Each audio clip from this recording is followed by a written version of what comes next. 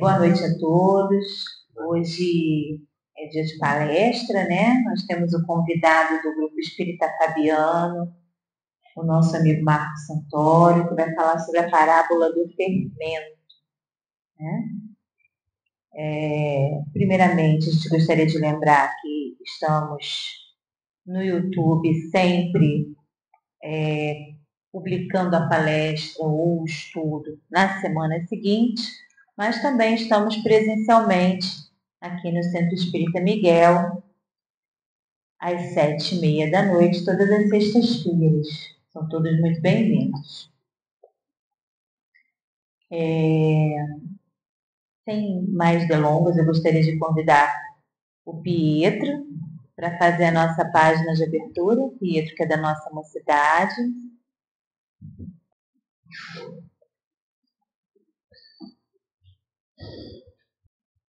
Um pouco de fermento.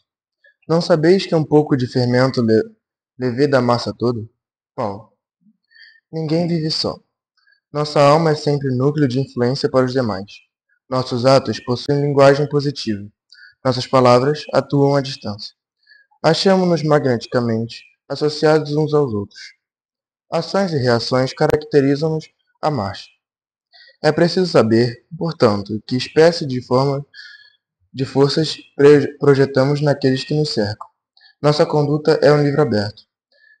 Quantos de nossos gestos insignificantes alcançam o próximo, gerando inesperadas resoluções? Quantas frases, aparentemente inexpressivas, arrojadas de nossa boca, estabelecem grandes acontecimentos? Cada dia, emitimos sugestões para o bem ou para o mal. Dirigentes arrastam dirigidos. Servos inspiram administradores. Qual é o caminho que a nossa atitude está indicando? Um pouco de fermento leveda a massa toda. Não dispomos de recursos para analisar a extensão de nossa influência, mas podemos examinar-lhe a qualidade essencial. Acautela-te, pois, o alimento invisível que fornece as vidas que te rodeiam. Desdobra-se-nos o destino em correntes de fluxo e refluxo. As forças que hoje se exteriorizam de nossa atividade voltarão ao centro de nossa atividade amanhã. Obrigada, Pedro. Bom, e para começar, né, desejando a todos uma noite cheia de paz e de serenidade, a gente busca se conectar com a espiritualidade que nos cerca, pensando que cada um de nós aqui ligado nesse momento se reúne por um mesmo ideal, como um feixe de varas que é difícil de quebrar. E que o nosso pensamento junto faz com que essas vibrações alcancem mais alto. Que o fato de estarmos reunidos em nome de Jesus, buscando a sintonia do bem, da caridade, do amor, traz-nos o refrigério para a alma necessário para a busca do reequilíbrio, para enfrentar os problemas da vida. Traz-nos também a paz necessária para superarmos os problemas. Não que eles fiquem menores, mas nós conseguimos olharmos com a serenidade de saber que tudo é passageiro, superar, que tudo pode ser transformado. E sabendo que essa prece, tal qual o fermento, pode fazer levedar a mata dos nossos bons sentimentos, Senhor. Nós te pedimos, fica conosco, nos amparando, ajuda-nos a compreender, nesse texto pequenino, a grandiosidade dos teus ensinamentos. Ilumina o nosso irmão Marco, que essa noite veio nos trazer o fruto de seus estudos e de suas pesquisas com tanto carinho. E que nós possamos, assim, reunidos, nos sentirmos também envolvidos por essa espiritualidade amiga que verdadeiramente se preocupa conosco, que preparou esse ambiente para que estivéssemos reunidos com tanto carinho. Esses nossos mentores que vibram por nós e que querem ver o nosso sucesso, que querem ver a nossa vitória, de missão cumprida, de persistência na tarefa. Então, assim, te pedimos, querida mestre, caminha conosco pelo estudo da noite de hoje e auxilia-nos a juntos encontrarmos essa positividade desse fermento transformador da tua presença nas nossas vidas. Fica conosco agora e sempre. Graças a Deus. Boa noite a todos. Estou muito feliz de estar aqui com vocês, principalmente num dia de chuva, né? E também está um pouquinho frio, embora esteja sentindo calor, mas faz parte do meu organismo. E estar aqui com vocês essa noite para a gente poder, como a irmã colocou, né? Essa parábola, que ela é tão pequenina, né? Que ela dá em 2 linhas, em relação às outras que Jesus contava, como a parábola do semeador, a parábola dos talentos, o do filho pródigo, né? Do rico, né? São parábolas mais profundas.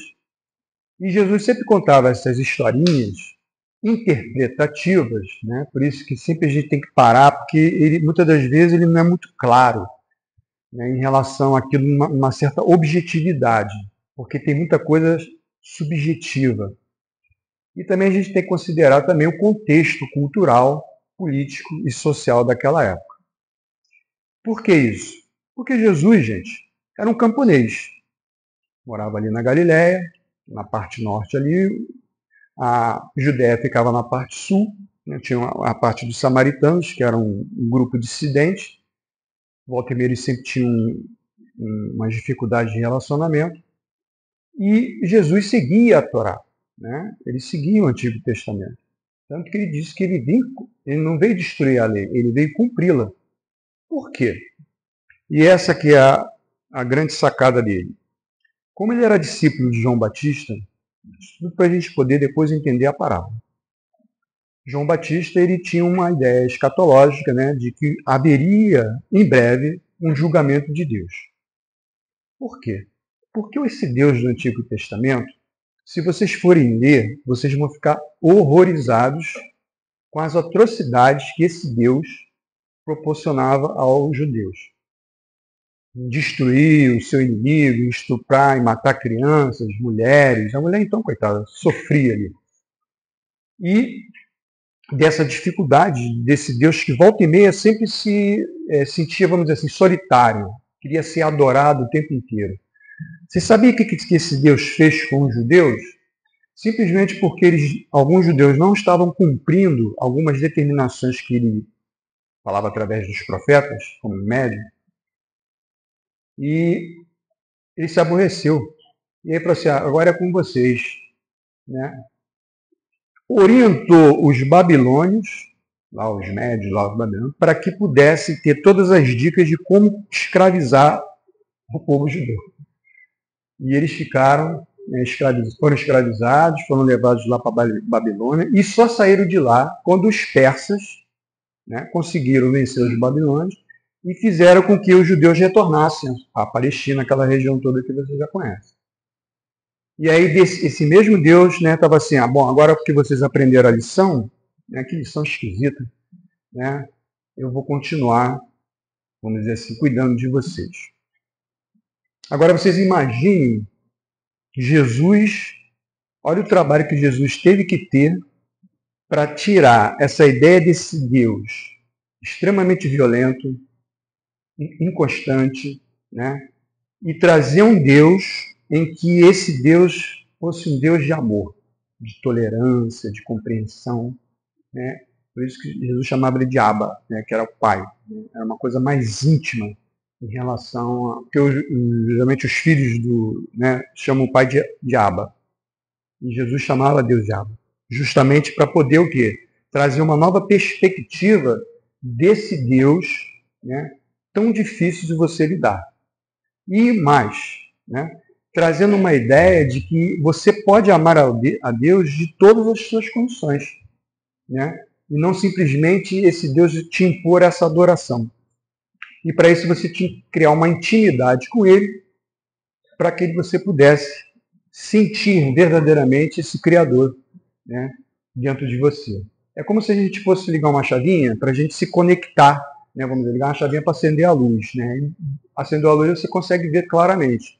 Entrar em contato com o Criador ainda é muito difícil para nós. Né, a gente consegue sentir a presença de Deus, mas ver Deus, saber o que é Deus, isso é uma coisa filosófica que a gente não tem como saber, porque não tem como explicar. Como é que eu vou explicar a existência de Deus? Se ele existe, né, ele apareceu do nada, ele tem que vir de um lugar. Se veio de algum lugar, ele não pode ser um Deus único. Né?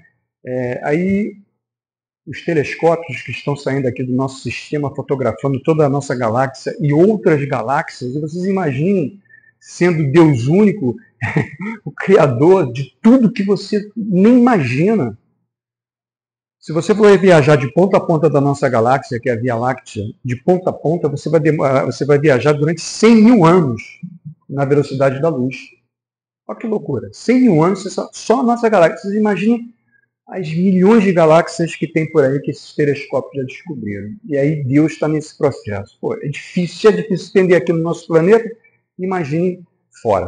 Então, a gente vai ter essas características que está no Livro dos Espíritos, né, que Kardec pergunta, e os espíritos falam assim, a inteligência suprema é a causa primária de todas as coisas. E quais são as características dele? Aí os espíritos, para vocês entenderem, que nem criança de beabá, né, vamos trazer aqui para vocês um beabá de como vocês podem sentir a presença de Deus. Aí, onipresente, onisciente, justo, bom, aquelas coisas que vocês já leram no Livro dos Espíritos.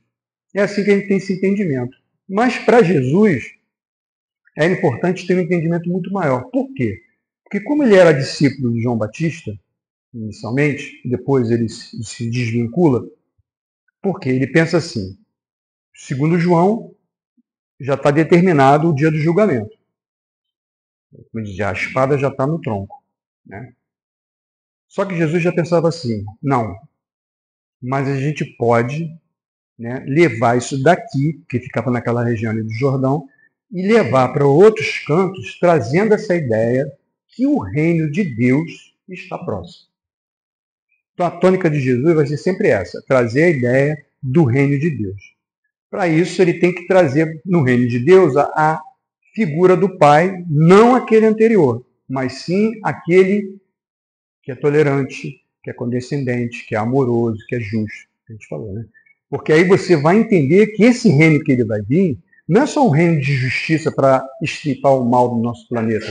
Essa era a ideia deles, que Deus vinha julgar todo mundo. Né? Imagina o cara que mora na Indonésia, o cara nem sabe o que está fazendo e vai ser julgado. Né? Vocês entenderam o negócio? Porque acaba globalizando e as pessoas não tinham contato disso. Mas é tudo dentro de um processo de um povo. A gente tem que entender isso. E aí, para você trazer uma ideia de reino de Deus, de justiça, de bondade, de amor, né, e de amor, de caridade, você tem que se desvincular daquele Deus que só te cobra, né, o tempo inteiro te cobrando ali na lei. Né, é tão incoerente que, se a gente for ver lá as leis básicas que ele passou para Moisés lá no Monte Sinai, tem um não matarás. E depois, o tempo inteiro, se você ler lá o Deuterônio, o Êxodo, Números, Reis e tal, Deus manda sempre matar. Quer dizer, o próprio Deus diz para você não matar, mas ele mata. Dá para entender isso? Não dá. Né? Ainda mais quando você tem a ideia do Criador. E aí Jesus veio dizer que não é assim. Esse reino de Deus é um reino participativo. Você tem que participar. Você não tem que simplesmente adorar a Deus e ficar de mãos cruzadas. Lamentavelmente, muitas religiões, né, com seus discípulos, seus seguidores, ficam nessa vibe, né? Tipo assim, eu vou esperar o dia do julgamento final, eu vou continuar vindo à igreja, vou continuar vindo no Miguel, vou continuar vindo aqui, porque eu vou garantir no dia do julgamento a minha eternidade. Não era isso que Jesus falava. Jesus tinha uma ideia assim, era muito simples. Por isso que ele conta as histórias baseadas no dia a dia deles. Como ele era um camponês, um agricultor, essa região era muito pobre, 99,9% era analfabeta, né? Então, tudo era oral, e você decorava a Torá quando lá a pessoa lia, né? As pessoas decoravam aquelas palavras, como a gente decora na escola, musiquinhas, né? Até hoje, às vezes, eu lembro umas músicas da escola que eu tive, né? Porque ficou marcado, não precisou escrever, eu memorizei. Então, as pessoas memorizavam todas as passagens, né? Do Antigo Testamento, e lá na sinagoga, vamos dizer, o rabino, né, fazia essas leituras. Então Jesus pensava assim: como é que eu vou poder unir essas pessoas para que elas possam entender esse reino dos céus que vai vir, que vai se aproximar e você vai ter que participar? Então ele tinha uma ideia da comensalidade. O que era isso? Qual é o melhor meio de você poder unir as pessoas? O espírita come muito, né? O espírito adora uma boquinha, vem, come pra caramba. Ela tá rindo, né, mãe? Mas essa lá no Fabiano, você vê que chega lá, mesa grande, cheia de comida, bolo e tal. Por quê? Porque a gente já tem esse hábito de juntar as famílias, né, no domingo. Hoje em dia acho que nem tanto, porque a gente está mais assim, individualizado, mas como minha parte paterna é toda italiana, então todo domingo tinha com a minha avó aquele macarrão que era feito em casa, a pizza que era feita em casa. Então ficava aquela trupe toda, né? Ficava lá o domingo inteiro e depois a gente ia embora para casa. Eu me lembro que eu era garoto. Então todo mundo ali se unia, mesmo cada um com as suas diferenças, seu modo de entender e tal, mas estava todo mundo unido por um propósito. Todo mundo ali se alimentava junto, compartilhava junto a comida, né? Socialmente todos eram iguais. É diferente do que a gente vê, né? Vamos dizer assim, a pessoa que tem mais dinheiro, que é rico, come, né? Aquele pratinho com, né, Marcos? Aquele filezinho pequenininho, que quando eu era assim, não dá para matar minha fome. Pelo amor de Deus, como é que era? Quer um prato de arroz e feijão, né? Mas não, é aquela comida caríssima e está ali. E isolados de tudo, porque a gente não. Como é que eu vou almoçar com o cara? Se eu for dar uma mordida no bife, ele acabou. Né? Então, não. A gente se une, né? Em churrasco, em aniversário, uma série de coisas, e ali aquele grupo social se junta e todos têm o mesmo pensamento e a mesma ideia. Então Jesus fazia isso, por isso que ele aparece muitas vezes, os fariseus, principalmente, que eram críticos dele, diziam assim, esse que vocês seguem, que eles até não gostavam de falar, chamar ele de mestre, esse que vocês seguem é um glutão. Já leram isso, né? Só come e bebe o tempo inteiro, porque Jesus estava em todas as bocadas. Você lembra de Zaqueu? Jesus se autoconvidou, né, para poder jantar com o Zaqueu, que era um cara rico, um publicano, né, que desviava dinheiro. E aí Jesus falou: vou jantar na sua casa hoje. Aí Pedro ficou muito aborrecido, né? Pô, senhor, esse cara é um publicano, esse cara é um cobrador de impostos, esse cara é um pilantra, cara. Esse cara devia de recolher 10 e ele pega 20. Jesus falou assim: não, vamos jantar lá. E foi jantar, e aí tem toda aquela situação que Zaqueu diz que não vai largar aquilo e que vai recompensar todas as pessoas que ele prejudicou, que cobrou a mais, com juros. Você vê como o cara tinha dinheiro. E segundo algumas informações, esse Zaqueu é o Dr. Bezerra de Menezes atualmente. Então você vê como Jesus conseguiu, né, trazer de volta um irmão que estava, tudo isso num jantar. Né? Está todo mundo ali comendo, Pedro de cara amarrado, mas estava lá. Então ele sempre estava ali, o pessoal sempre criticando, porque ele bebia, comia e tal. Por quê? Porque a ideia dele de trazer esse grupo para que ele já pudesse sentir que o reino dos céus é um reino da união entre nós. O mundo de regeneração que nós estamos vamos dizer assim, na madrugada, né, do dia, que começa à meia-noite, quando ele realmente vir na alvorada, né, que vai aparecer, no sentido de uma melhoria da qualidade de vida de nós aqui da Terra, nós vamos passar do processo de competição, que é o de provas e expiações, a gente está sempre competindo com o outro, emprego, posição, isso e aquilo, e vamos entrar no mundo da cooperação. Nós vamos cooperar um com os outros dentro dos nossos limites. Eu não posso cobrar de você uma leitura de uma Bíblia aqui de 10 páginas, você só leu 2. Beleza, você deu o seu recado e você cumpriu o seu papel, ou seja, de divulgar, né, a leitura. Perfeito. É isso que você... Foi bom para todo mundo? Foi, não foi? Todo mundo ouviu, beleza, fechou. Agora chega para... Pô, cara, você só leu isso? Pode ler mais. Entendeu? O cara tem que competir para ser o melhor, para se ter... Enfim. E isso gera o isolamento, porque as pessoas, né, se afastam diante dessas dificuldades. O ideal que Jesus trazia era de unir todos nós, com as suas diferenças, no seu modo de agir. Tanto que ele conversa com mulheres, que os homens não conversavam. Ele tocava nas mulheres no sentido de dar um abraço. Até tem narrações no Evangelho, em alguns apócrifos, que Jesus dava até beijo no rosto. Jesus levou um beijo no rosto, segundo o Evangelho de Judas, né?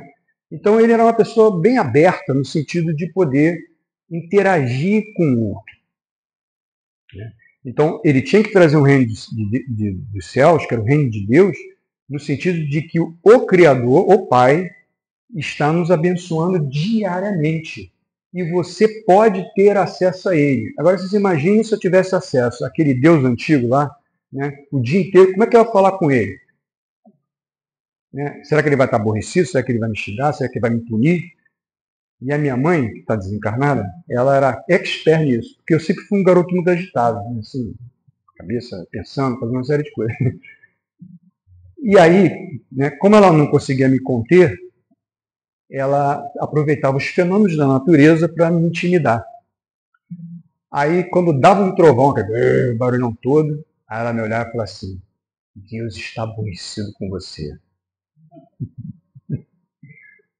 Aí, daqui a pouco, vinha outro. Eu falei: tá vendo como é que ele está com raiva de você? Caramba, era uma pressão psicológica terrível. Eu ficava assim, pô, mas será que eu... Aí eu pensava, né, comigo: será que eu sou tão importante para Deus ficar gritando desse jeito para me punir? Né? Eu era muito questionador. Mas é isso, né? A gente fica com a ideia desse Deus que o tempo inteiro pode estar aborrecido, vai me prejudicar, não sei o quê, porque eu não vou cumprir as regras dele. Mas aí você fica assim: pô, mas o senhor manda eu fazer isso, mas você faz também ao contrário e pior. Aí você, pô, aí agora que eu vou te punir porque você está me chamando a atenção, né? Faço o que eu mando, mas não faço o que eu faço. É essa a tônica. Jesus não. Ele diz assim: olha só, você pode conversar com Deus na boa. O que significava isso? Como assim? Eu não tenho que procurar a sinagoga para poder, né, botar o manto na cabeça e falar com Deus? Ou, né, o rabino fazia isso para mim? Que eles faziam, eles ficavam fazendo longas orações, botavam tipo a Torá aqui na cabeça, era um trocinho que eles amarravam, ou aqui no braço. E ficava ali, você dormia, né? É que nem quando a gente pede alguém para fazer a prece, é 10 minutos de prece. E quando você vê, está todo mundo já no plano espiritual. Porque desloca mesmo, a pessoa se desliga. A prece tem que ser sucinta, ou seja, aquilo que você coloca. Aí Jesus fala: você pode falar com Deus, se recolhe, né? Pode fazer isso no seu quarto, em qualquer lugar. Lembra disso no Evangelho? Está lá. Então você conversa com Deus. Isso, além de ser uma intimidade que você cria com o Criador, porque Jesus falou que Deus vai te ouvir, e mais ainda, Deus já sabe do que você precisa. É só você entrar em contato com Ele para que essa relação possa te ajudar a você perceber isso em você mesmo. Só que você quebra todo um paradigma de uma religião que depende daquele ser que você, né, vamos dizer assim, elege ou aceita como representante legal de Deus, que lamentavelmente aconteceu com o cristianismo, quando se tornou catolicismo, aí vem a figura de um papa, né, que sempre foram muito controversos, com exceção desse último. Né, e aí você fica assim: eu estou perdendo o controle. Porque ela agora fala com Deus sem precisar de mim. Então, tudo aquilo que eu tenho, ou de boa ou má intenção, dizer assim: ó, Deus está falando comigo. Se a gente for ver alguns lugares evangélicos, eles fazem muito essa técnica. Eu não estou inventando nada, se vocês vão assistir. Ele diz assim: Deus está falando. O Espírito Santo veio sobre mim. E aí ele vai dizer alguma coisa. Se é uma coisa boa, ótimo. Se é uma coisa ruim, se prepare. Então, Jesus já quebra esse paradigma. Quebrando esse paradigma, quem tem um poder religioso para dominar aquele grupo se perde. Por quê? Porque Jesus, além de viver esse processo religioso extremamente duro, tinha o Império Romano, os conquistadores. Os judeus sempre foram perseguidos e não fugiu a regra. Os babilônios, depois os persas, depois vieram os romanos. E os romanos eram extremamente violentos, muito violentos. Eles tinham uma coisa de bom, ele deixava aquela vamos dizer, a religião, que eles eram politeístas, mas deixava lá que a religião deles era monoteísta, desde que a elite sacerdotal e a elite de grana pudesse controlá-los, para não ter insurreições, para não ter brigas, etc., que aconteciam direto. Jesus viveu numa época muito difícil, de muitas guerras, de muitas coisas. Tanto que no ano 60, chegando aos 70, Vespasiano veio, né, que era o imperador romano, mandou o filho dele, o Tito, e eles exterminaram os judeus. Já não aguentavam mais aquelas insurreições constantes. E aí foi a primeira diáspora, né? Eles foram espalhados pelo mundo e só retornaram depois da Segunda Guerra Mundial. Então, os romanos tinham domínio sobre aquele povo através das suas elites sacerdotais e elites do dinheiro, principalmente os saduceus, né, que era aquele grupo religioso do Sinédrio. E tinha os fariseus, que era outro grupo, que era mais aberto, mas também muito radical. Então, quando vocês olham as pressões, né, externas de determinados grupos e as suas expressões internas, porque você passava fome, né, porque os impostos eram muito duros e a pessoa se endividava e a terra que ele tinha ele acabava vendendo ou dando porque não tinha como pagar a dívida. E Jesus conta várias parábolas disso, do Senhor que veio cobrar dívida, né? Era terrível para as pessoas. Porque o cara pagava o imposto do templo, o cara pagava o imposto para o Império Romano, o cara pagava imposto, vamos dizer assim, o aluguel para um barco que ele não tinha, que ele alugava, para a terra que ele às vezes pegava para cultivar, né? E depois pagava o dono da terra uma parte e outra. Vocês lembram de uma situação que aconteceu? Jesus e Pedro foram pescar. Quando retornaram, vocês imaginam, o barco devia estar cheio de peixe. Assim que eles encostaram, adivinha quem chega? Um publicano, já para cobrar o imposto, junto com um guarda, que poderia ser um romano ou poderia ser um guarda do templo. Chegava lá, quantos peixes tem aí? Aí te contava. Vocês imaginem a cara de Pedro olhando para o cara. No final das contas, se eles pegaram, vamos dizer, 50 peixes, 40 eles já pegaram como os impostos, e eles só ficariam com 10. Pedro, naquela tranquilidade dele, naquela mansuetude dele, né, olhou para Jesus, viu que Jesus ficou olhando para ele, falou assim, não admito isso, isso é um absurdo, e começou a querer partir para dentro. E aí Jesus falou, calma.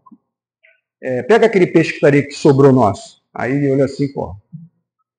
E o publicano só olhando, né? E o guarda doido já para puxar a espada.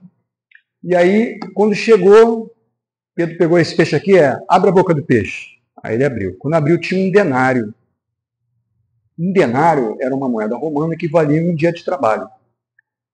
Aí falou pro cara, isso paga o imposto? Aí o cara paga. Então dá para ele, Pedro. Aí Pedro deu. Aí os dois foram embora, o guarda e o publicano. Aí Pedro olhou para a cara de Jesus assim, meio, sabe, pô, deixou, né, a gente queria revidar, só não deixou. Jesus falou assim, dai a César o que é de César e a Deus o que é de Deus. Essa frase, ela muitas vezes as pessoas interpretam, pode também interpretar dessa forma, de mostrar que a parte material é espiritual, beleza, mas não era só isso. Aquilo ali era uma situação em que Jesus estava falando que o reino de Deus estava próximo e que aquilo era de Deus. Tudo é de Deus. E dar a César o que é César, se eles quiserem ficar com isso, o problema é deles. Perceberam? Perceberam? Era uma frase, além de lado espiritual e material, mas uma frase de condições do reino de Deus chegando. E que se você não se enquadrasse nele, você está fora.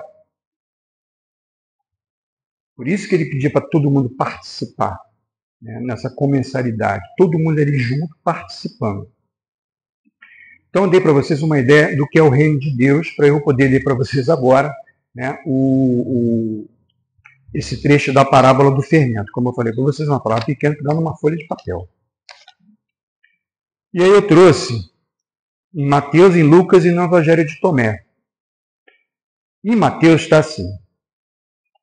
Os evangelhos sinóticos, eles são aqueles que são parecidos, têm o mesmo conteúdo, basicamente. Até, às vezes, a mesma palavra, a mesma frase. O primeiro deles, segundo o historiador, foi o de Marcos. E aí Mateus e Lucas tiveram acesso a esse evangelho. Mais ou menos no ano do Marcos, no ano 50, 60, depois que Jesus tinha desencarnado. Né? Esses evangelhos foram publicados bem depois. E só vieram a ser legitimados no concílio lá com Constantino, de Nicéia. E Mateus pega muita coisa de Marcos, como Lucas. E aí fica no Evangelho. Então, o que está em Mateus é o seguinte. Ainda outra palavra lhes propôs dizendo, porque isso aqui é uma continuidade do que Jesus está pregando. É claro que Jesus, quando contava essas coisas, ele não contava todas as parábolas no mesmo lugar. Né? Por exemplo, cada palestra é um tipo de que você vai trazer algum conteúdo, correto? Então Jesus falava uma coisa aqui, falava outra coisa ali. Tal. As pessoas que o seguiam, que eram os discípulos, os seguidores normais, eles às vezes participavam de uma, participavam de outra. Então depois isso aglutinou, porque era tudo transmitido oralmente. Né? A gente assistia e passava um para o outro. Pô, ele falou um negócio legal, nunca tinha percebido dessa forma. Ah, que legal isso aqui. Então você vai passando para o outro. É que nem telefone sem fio, né? Começa de um jeito e termina de outro. Então, normalmente, quando a gente é, vamos dizer assim, ligado a uma pessoa que a gente gosta, que a gente admira, a tendência é que, quando você comenta com alguém, você vai comentar, vamos dizer assim, o Marco é um cara danado, né? O cara é bom. Aí, bom como? Aí você começa o quê? A colocar predicados que ele não apresentou para você quando estava ali conversando. Mas você, por gostar dele, você acaba acrescentando, né, algumas coisas que não são reais. Então, muitas das coisas que depois foram acrescentadas em Jesus não tem nada a ver com o que ele é, o chamado Jesus histórico. Bem diferente. Mas as disputas entre o politeísmo, que tinha os seus deuses vigorosos, que dominavam, que faziam, aconteciam, esse Jesus também tinha que competir com eles quando você pudesse pregar. Ainda mais que Jesus foi crucificado, né? Que era uma morte terrível, porque era a morte daqueles que eram insurgentes ao Império Romano. Chupadores, ladrões, né, bandidos, que eram os elementos que roubavam, mas para poder ajudar as pessoas carentes, enfim. E a pessoa era crucificada e morria ali na cruz, e ficava ali na cruz apodrecendo até que os animais dessem, enfim, neles. Porque era uma morte vergonhosa. Uma morte que não permitia você ser enterrado. Né? Você não tem esse vínculo, né, de você poder... Quantas pessoas na Covid, né, desencarnaram e os parentes não puderam enterrá-las? Isso dói muito nas famílias não ter, né, a recuperação do corpo. Isso é uma coisa milenar nossa. Então tá lá. Ainda outra palavra lhes propôs dizendo, em Mateus, o reino dos céus é semelhante ao fermento, como a irmã colocou no início do nosso encontro, que uma mulher tomou e escondeu em 3 medidas de farinha até ficar toda ela levedada. Em Lucas está assim, disse-lhes mais. Então, um já falou que propôs, né, uma outra, o outro já vai assim, disse mais. Vai mudar sempre um termo que ele vai utilizar. A que compararei o reino de Deus? O reino de Deus não seria era a mesma coisa que ele falava. Aí ele fala assim, é semelhante ao fermento que uma mulher tomou e escondeu em 3 medidas de farinha até ficá-la toda levedada. Em Tomé, ele é mais claro ainda, e bem mais objetivo. O reino do Pai, olha que legal. Os outros falam reino do céu ou reino de Deus. Ele já coloca o reino do Pai. Por quê? Porque era assim que Jesus tratava Deus. É semelhante a uma mulher que tomou um pouco de fermento, misturou com a massa e fez com ela grandes pães. Quem tem de ouvir, que ouça. Ficou mais claro para você fazer a tua pizza, não ficou? Essa última aqui. A ingrediente que ela deu, ele vai pegar um pouco de fermento e vai misturar com a massa que você vai fazer. Né? E aí essa massa vai se tornar grandes pães. Né? Essa parte ficou mais clara para você. Ele pegava um exemplo do dia a dia. É claro que os homens hoje em dia também cozinham agora, né? Mas na época que geralmente quem tomava conta da comida eram as mulheres. E ele fala, né, de uma situação corriqueira entre as pessoas. Por quê? Porque eles comiam aqueles pães, né, faziam aqueles pães grandes e tal. E aí ele vai mostrar uma receita que você fala, mas isso é uma receita de pão. O que isso tem a ver com o reino dos céus? É a pergunta que se faz. Né? Por que Jesus está contando isso? Isso é uma coisa corriqueira do nosso dia a dia. Mas ele fazia isso em tudo. Em tudo que ele contava, ele sempre vai contar alguma coisa referente a um atributo ou a uma profissão daquelas pessoas pobres, né, carentes. Porque o cristianismo, quando surgiu, Jesus não criou nenhuma religião, tá, gente? Jesus era judeu. Porém, os seus discípulos, posteriormente, para poder segui-lo, criaram vários cristianismos que depois se tornou o catolicismo lá na frente. E aí começou a pouca vergonha. A ideia era justamente o quê? O que significa isso? Todo mundo sabe que tem que botar um fermento numa massa para ela poder crescer. Minha tia, né, que era filha de italiana, a minha avó ensinou tudo para ela. Minha tia cozinhava muito bem, ela já está desencarnada. E às vezes eu via ela fazer, quando eu era moleque, ela fazia as pizzas. Toda quinta-feira era dia da pizza. E era pizza caseira, delícia. Aí ela pegava aquela massa, mexia e tal, aí eu ficava olhando. Aí eu falei, tia, como é que essa massa é tão pequenininha, depois a senhora consegue fazer 4 pizzas? Que ela gostava de fazer pizza de sardinha, pizza de tomate, né? E pizza de mussarela e tal. Ela gostava de fazer isso porque minha tia era que nem Jesus, chamava todo mundo para todo mundo já sabia do prédio. Que antigamente era assim, né? As pessoas entravam na casa do outro e tal, e vinham para comer. Vamos comer a pizza da Chiquinha. O pessoal chamava de Chiquinha. E aí eu falei, tia, como é que... Ela falou, não, isso aqui você tem que botar esse fermento. Ela me mostrava, né? Que era até aquele meio grudento cinza, não era nem de pó, era um outro antigo.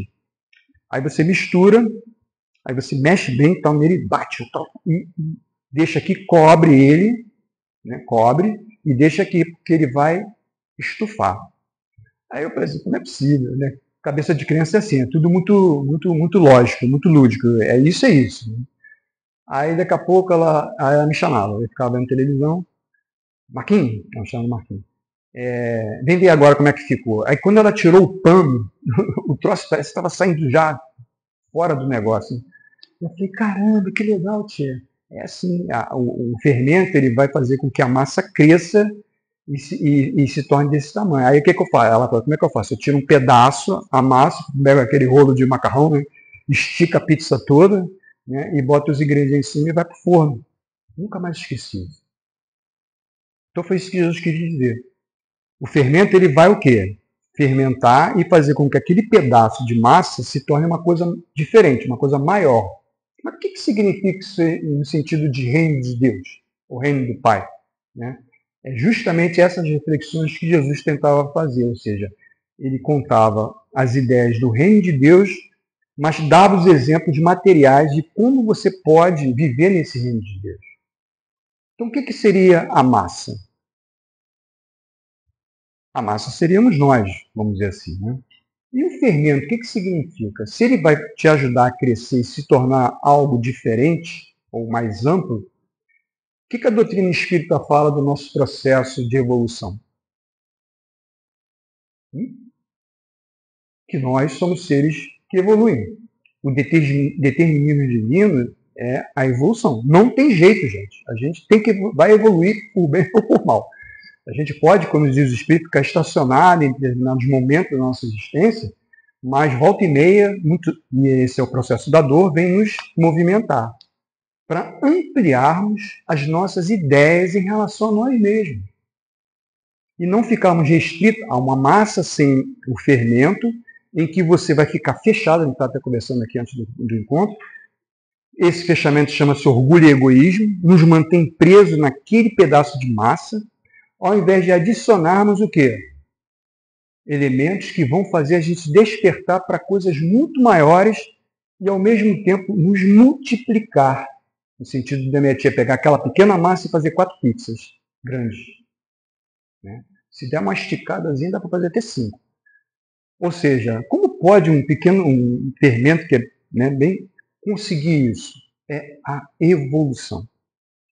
O reino de Deus é um processo evolutivo, onde o Deus não vai vir te salvar, porque você já é uma criatura de Deus. Jesus tentava tirar essa concepção de pegar um Deus material, que Deus precisa de sacrifícios. Ele dizia assim, eu não quero sacrifício, eu quero misericórdia. Lembra disso? Está lá escrito. Ele quer misericórdia. O que é misericórdia? É um sentimento seu. Um sacrifício, eu estou pegando um animal. Vocês sabiam que uma pombinha era pequenos pecados? Um cabritinho, você vai matar um cabritinho? Gente, era um fedor dentro do templo, que era horrível, porque eles tiravam aquele sangue todo, você tinha que se banhava. Aí, estou perdoado. Perdoado porque você matou um animal, você não modificou em nada, você continua o mesmo canalha, a mesma pessoa de sempre. Com os mesmos vícios. O fermento não está em você, está a massa. Né? Então, quando você entende que o reino do céu vai te cobrar esse processo evolutivo, não tem jeito. Não tem jeito. E quanto mais a gente se tornar consciente do que somos, maior poder nós vamos ter sobre nós mesmos. Eu sei que eu não vou matar o outro, eu não preciso daquele Deus me dizer assim, não matarás. Porque eu já sei que se eu matar, eu estou criando uma consequência no meu processo evolutivo. Ao invés de eu poder levar a vida, valorizar a vida das pessoas, independente do que elas sejam, né? Não posso concordar com o modo que você é, mas isso não quer dizer que eu tenho que te matar. Você tem o seu direito à vida. Né? A gente tem que aprender a lidar com as diferenças. É o que Jesus fazia, lidar com as diferenças. Conversava com o publicano, que era o Mateus, conversava com o Zaqueu, conversava com mulheres desencaminhadas, né, prostitutas, conversava com uma série de gente ali tranquilo, sem problema. Enquanto que os outros, né, não podiam tocar, aí o cara ia tomar banho para poder se purificar, né, para poder tirar. Enfim. Então, esse fermento nos auxilia a nos libertarmos da nossa pequenez, né, da nossa condição de espíritos muito presos à matéria. Estava conversando com ela também antes. Como é que a gente vive no mundo? A gente vive um estresse todo dia. E o que mais dói é que muitas dessas pessoas que provocam todo esse estresse se dizem cristãos. Discurso de ódio. Foi isso que Jesus ensinou para a gente? Esse é o reino dos céus que Jesus apresentou para a gente? Jesus é o reino do céu de amor, tolerância, compreensão. Ah, mas ele é mau. O que você aprendeu na doutrina espírita? Esse espírito que foi mau, e você provavelmente também foi igual a ele, se você é bom, foi porque outros espíritos toleraram, te ajudaram a você ser bom. Então você agora tem que fazer a mesma coisa para o teu irmão. Ah, mas ele é um... Não importa. O problema nosso é a gente pegar o outro e colocar em nós. Não é isso. É nós colocarmos o que é no outro. Jesus falou que sai da boca é o que é você. Perceberam? Então esse reino de Deus, reino do céu, reino do Pai, é esse reino que a gente vai ter que se adaptar. Que está acontecendo. Né? Todo mundo achava que ia acontecer naquela época, mas é um processo. Né? É um processo gradativo em que a equipe espiritual superior, né, vamos dizer assim, coordenou para o nosso processo de evolução, ou seja, a nossa geração. Né? E a gente vê o mundo nesse processo de dor e sofrimento. Então, o que a gente pode, para poder encerrar, o que a gente pode pensar a respeito desse fermento? É levedar outras pessoas. Né? Estimular a elas produzirem participação. Que Jesus falou, o meu Pai continua trabalhando até hoje. Deus não está inerte, parado. Tipo ali, que a gente fica idealizando aquele homem de barba, cajada ali, você fica ali, e aí você fica ali sentado à direita dele, o outro à esquerda, para a eternidade. Caramba! Tem horas que você está precisando descansar mesmo. Você fica ali, dá um dia, dois, mas quando chegar no terceiro dia, você vai, cara, já estou ficando já aqui nervoso, não tem nada que fazer. Não, você tem que ficar me adorando. Gente, não é assim. Se vocês leram André Luiz, já traz a parte prática do plano espiritual, pelo menos aquele que a gente entende, é trabalho o dia inteiro. Tem espírito lá que trabalha 24 horas, não dorme. Porque não precisa mais ter corpo, né? Dorme somos nós que desencarnamos, ainda estamos viciados nesse corpo, né? Tem que dormir e tal. Mas o espírito que já tem o equilíbrio, já tem, vamos dizer, os conhecimentos, né? E as condições, ele trabalha 24 horas. Tanto é que você vê lá os espíritos descendo à noite, né, vindo aqui para ajudar famílias, né, ajudar uma série de coisas. De noite, eles estão acordados. Fora o que eles fazem o dia inteiro, que é estudar, trabalhar, crescer. O fermento deles está cada vez crescendo. E aí quer multiplicar isso para nós. Quer nos ajudar a ter essa ideia desse reino de Deus ou reino do Pai. Então, o que a gente pode contribuir dessa parábola para nós? Isso a gente já entendeu. E para o próximo? Discurso de ódio, incompreensão, xingamento, faz parte de nós. A gente não é perfeito. Porém, a gente sabe que as nossas vibrações, elas ao invés de contribuir para uma melhoria, ela adiciona mais energias ruins. Isso também está no livro dos Espíritos, né? A gente fica mandando pensamentos que vai fazer com que a situação piore. Ou seja, você está jogando mais lenha no fogo. Como você vai apagar o fogo? Trazendo uma nova postura, um novo entendimento e respeito pelo seu próximo. O cristianismo, quando se tornou catolicismo, ele tomou um caminho muito ruim, que foi da imposição da fé. Quando você teve a reforma, né, os protestantes que protestavam, eles também pegaram o mesmo jargão, impor a fé, impor o que eu acredito. Isso que eu falo para você é que é o certo. Se você não aceitar Jesus, você vai para o inferno, ou vai ser julgado por Deus e tal. Quando Jesus foi crucificado, Paulo de Tarso tinha a ideia de que Jesus, na sua ressurreição, esse é o entendimento que eles tinham, que Jesus foi, vamos dizer, o Cordeiro de Deus, o Cordeiro do sacrifício, do templo, em que ele morreu pelos nossos pecados. Então, a partir daí, teus pecados estão perdoados. Isso foi ruim para a igreja depois. Falei, como é que a gente vai arrecadar dinheiro se todo mundo já foi perdoado através do sacrifício de Jesus? Então, ninguém tem pecado. Aí inventaram, né? Mas isso não quer dizer que ele vai ficar no limbo, numa situação em que vai precisar da igreja para poder ascender a outros lugares. É assim, esse ser humano sempre arruma um jeitinho de burlar as regras, né? Então, esse era o entendimento de que alguém nos sacrifica por nós. Nunca foi isso. Nunca foi isso. Jesus falou, vá, continue o teu trabalho. Quer me seguir? Vai ter que seguir? Vai. Mas olha, você vai ter que ralar. E a gente vai fechar com a história de Teresa d'Ávila, que era uma freira, então ela estava distribuindo comidas nas aldeias que ela passava. Então ela tinha um burricozinho e tal, e levava as comidinhas e tal, aí chegava na tua casa, estava sobrando uma abóbora, me dá essa abóbora aqui que eu vou jogar lá na frente, e fazia aquelas trocas, aqueles escambos.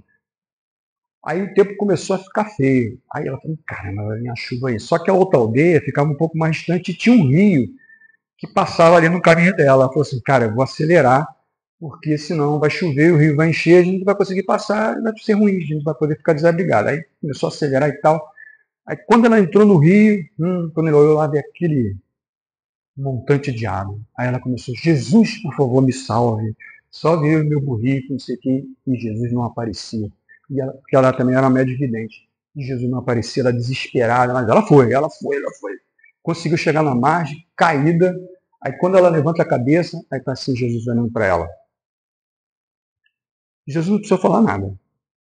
Ela olhou para ele e falou assim, olhou para o burrico e falou assim, agora eu entendo por que é difícil tanto te seguir. Aí Jesus deu um sorriso para ela. Ou seja, ela tinha que sair daquela situação para ela poder sobreviver. E não alguém chegar e salvá-la, no sentido mais amplo, tá? A gente achar que Jesus vai nos salvar. Não, somos nós mesmos, no nosso processo individual. Claro que vai ter sempre apoio, tanto que ele estava lá. Mas ele teve que fazer, deixar ela poder sair e tal. Não é assim que a gente faz com nossos bebês? As mães de primeira viagem são terríveis, né?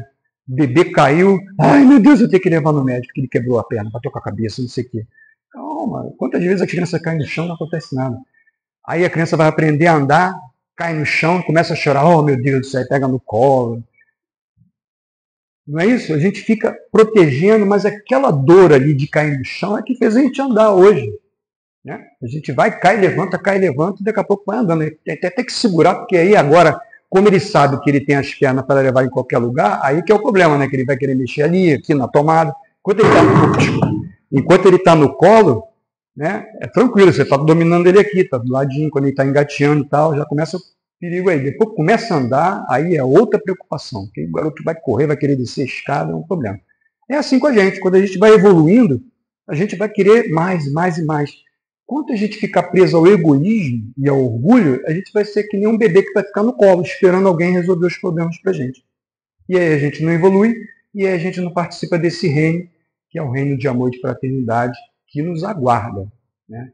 Então, pessoal, nós poderemos ser, para encerrar, o fermento do mundo. E o fermento do mundo é.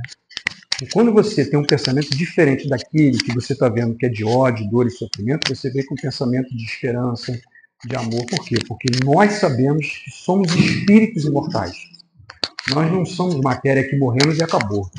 A doutrina espírita, os espíritos provaram para nós como seres espirituais, ou seja, imortais. Então a gente sabe que isso aqui é um período que nós vamos passar. E que ao desencarnarmos, nós vamos continuar vivendo as nossas vidas. Né? E aí vamos ter novas oportunidades, enfim. Aí é um leque de possibilidades incrível. Tá ok, gente? Então, muito obrigado pelo carinho, pela atenção. E vamos refletir sobre isso e vamos tentar aplicar isso para tornar o nosso mundo exterior melhor e o nosso também. A gente começa a ouvir falar de Jesus e se empolga, né? Uma história, outra história. É bom demais ouvir falar a respeito do nosso mestre querido e dessas contextualizações, né? Que ampliam a nossa visão acerca da vivência dessa pessoa tão potente, né? Porque, de fato, foi uma pessoa, né? E essa simplicidade que o Marcos traz, eu acho que é o que deve ficar na nossa mente, né? E essa pessoa que compartilhava o pão, né? E quando a gente passou agora há pouco tempo da Páscoa, né? Então tinha aquele pão ázimo, né? Que era aquele pão sem fermento, que é um pão mais pesado, é um pão mais grotesco, né? E tem o pão com fermento, que é aquele pão mais leve, vamos dizer assim, airado, né? Com os sentimentos que eu acho que Jesus tenta semear a partir disso daí. É isso que faz a gente pensar.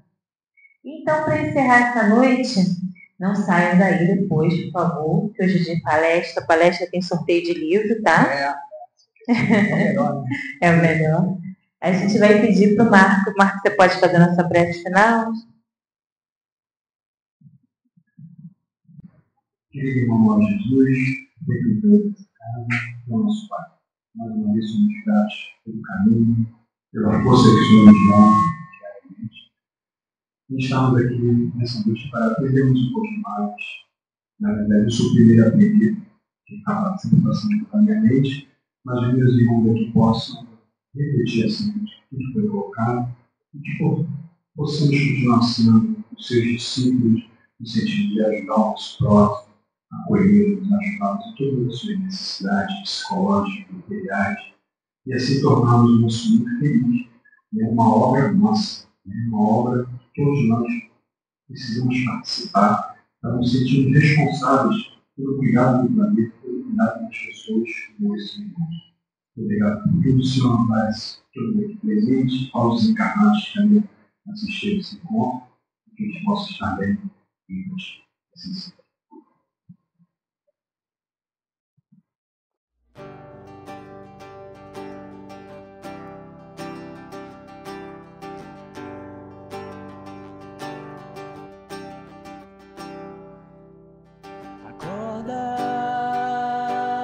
Levanta, é mais um dia de esperança. Levanta, está em ti a confiança. Acredita, só você pode mudar.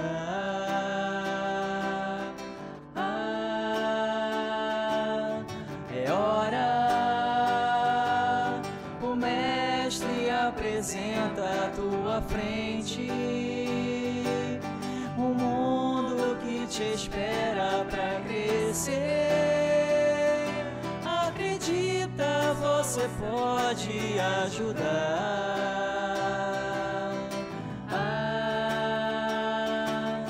Você pode fazer de tudo, esse é o momento, é só pensar.